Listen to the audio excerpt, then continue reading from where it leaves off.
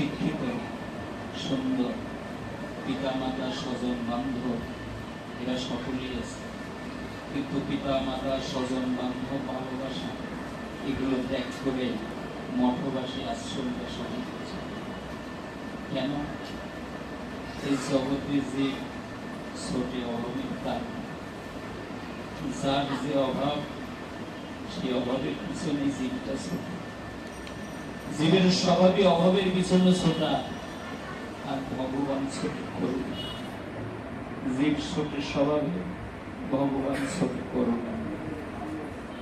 তাই ছেলেটি পিতামাতা আছে, স্বজন বান্ধব আছে, বিদ্যা বুদ্ধি আছে, অর্থ বৈভব আছে, কিন্তু সেগুলো ছেড়ে দিয়ে তার একমাত্র অভাব সে ভগবান। যে ভগবানের অভাব অনুভব করেছে, জগতের কোন কিছুই আর তাকে সেই অভাব পূরণ করতে পারে না। তাই সেইগুলো ছেড়ে সেই ভক্তি মঠবাসী আশ্রমবাসী করে। আমাদের তো বয়সে বৃদ্ধ হয়ে গেছি, কিন্তু কই ঘর তো ছাড়তে পারি, ঘর তো ছাড়া দূরের কথা, ভগবানের চরণে আত্মসমর্পণ করার মতো মানসিকতা কখনো জন্ম। তাই দুর্লভ মনুষ্য জন্ম পেয়েছি, ভালো মন্দ করার মতো বিচার বুদ্ধি সবকিছুই আমাদের ভগবান দিয়েছে। এখন ছোটকালে যখন বাচ্চা স্কুলে যাওয়া শেখে, পিতামাতা হাত ধরে স্কুলে নিয়ে যাওয়ার পরে সেখানে যায়, তারপর আরো বড় হয় এক ক্লাস আর এক ক্লাস পড়ে।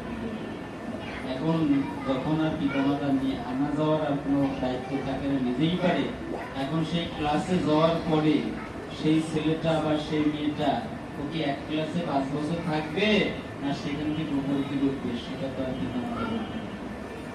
এই জগৎ সংসারে আমাদের এখানে ভগবান বাড়িয়ে দিয়েছে। এখন আমি কোন দিকে যাব? আমি কি জগতের ভজন করব না জগদীশ্বর পরমেশ্বর ভগবান ভজন করব? এই সমস্ত স্বাধীনতা আমার হাতে। সেই জন্য বলা হলো যে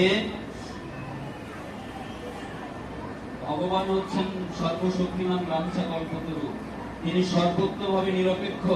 তাই তিনি স্বাতন্ত্র বিশিষ্ট জীবের ইচ্ছায় হস্তক্ষেপ করেন না। কিন্তু কেউ যখন শ্রীকৃষ্ণকে পাওয়ার ইচ্ছা করেন, তখন ভগবান তার প্রতি বিশেষভাবে যত্ন করেন, তাকে এমন ভাবে উৎসাহিত করেন যার ফলে তিনি তাকে পেয়ে শাশ্বত সুখ আস্বাদ। বৈদিক মন্ত্রে বলা হয়েছে, এসু হে গো সাধু কর্ম করৈতম জমেভ্য লোকেভ্য 1900। এসো